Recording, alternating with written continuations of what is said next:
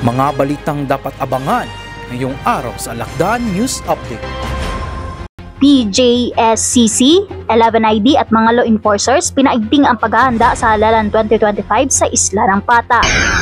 11ID muling ipinahayag ang suporta para sa ligtas na halalan sa Sulu. Alakdan troopers pinangunahan ang joint send-off ceremony para sa national at local elections 2025 sa Indanan, Sulu. Ang lahat ng yan dito lamang sa Alakdan News Update.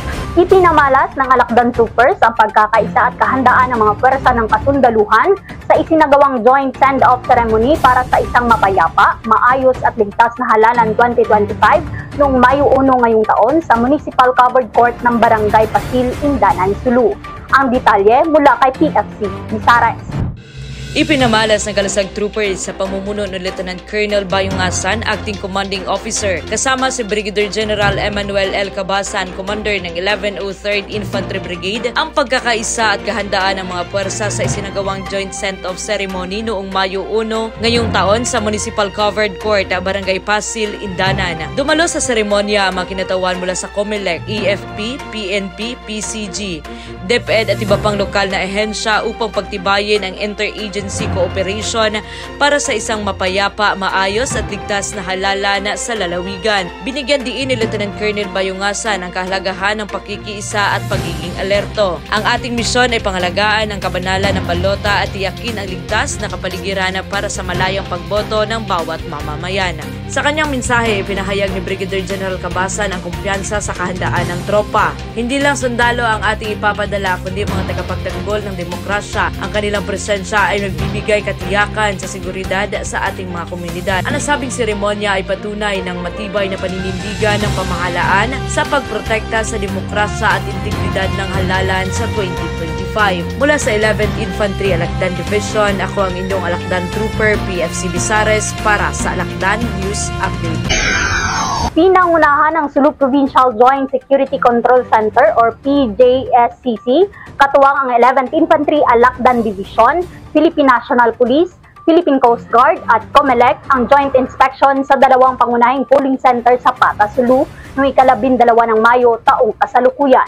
Narito ang report. Hindi naging hadlang ang matarik na bundok at kakulangan sa transportasyon. Naglakad ang grupo sa makikitid na daan at maburol na bahagi ng isla. Patunay ng kanilang dedikasyon sa ligtas, inklusibo at maayos na halalan kahit sa malalayong lugar. Bago ang inspeksyon, nagkaroon ng koordinasyon sa Pata Municipal Hall kasama si Mayor Abduraof C. Burahan upang talakayin ang mga safety protocols at election plans. Ayon kay Major General Leonardo I. Peña, Commander ng 11ID at Joint Task Force Orion, na maliit man ang isla ng Pata sa mapa, ang boses nito ay kasing halaga ng alingmang lungsod o lalawigan. Ang aming presensya rito ay pangako na ipagtanggol ang karapatang bumoto ng bawat mamamayan. Kasama rin sa grupo si Brigadier General Alaric Avelino P. de los Santos ng 1102nd Brigade, Police Lieutenant Colonel Benjamin Usman ng Sulu PNP, COMELEC Officer Hamisali Amil, Lieutenant Colonel Homer Istolas ng 21st IB at iba pang kinatawan mula sa Coast Guard at law enforcement units. Sa bawat hakbang ng sundalo, pinapatunayan ng 11ID na ang demokrasya ay para sa lahat kahit sa pinakmalayong sulok ng bansa.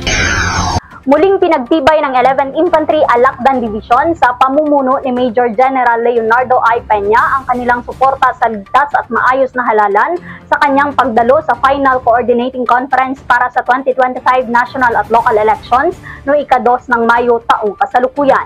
Ang report mula kay Private Berlandino.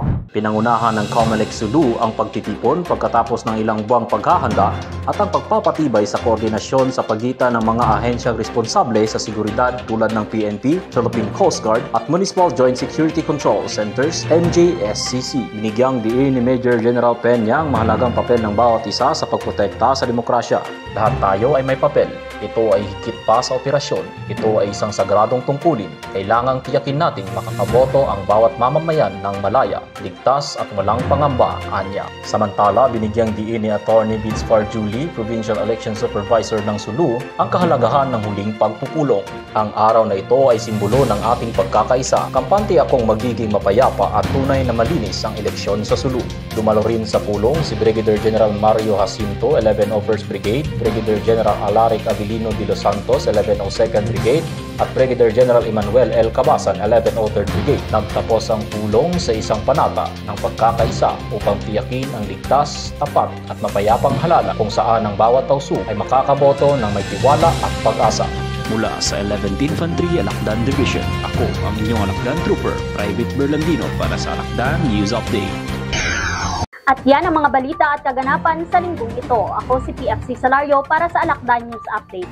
Magandang araw at magsukol!